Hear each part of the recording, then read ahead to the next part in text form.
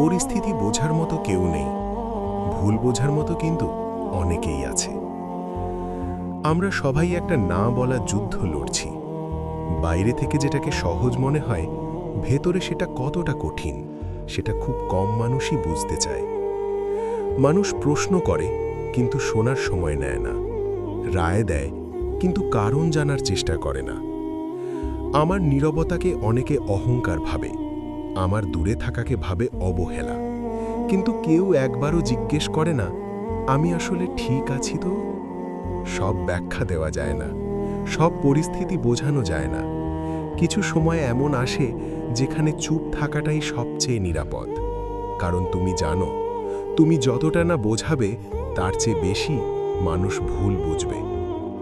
আমি কাউকে দোষ দিই না, কারণ সবাই নিজের চোখ দিয়ে দেখে, কিন্তু সবাই নিজের মন দিয়ে বোঝে না।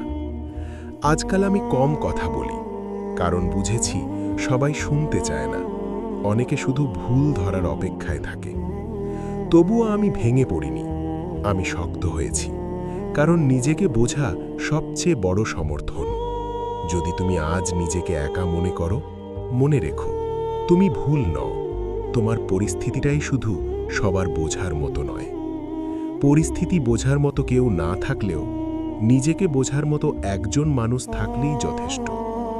এই গল্পটা যদি তোমার হৃদয় ছুঁয়ে যায়, একটা লাইক দিও। আর এমন আরও অনুভূতির গল্পের জন্য পারসিউ লাভের সাথে থেকো।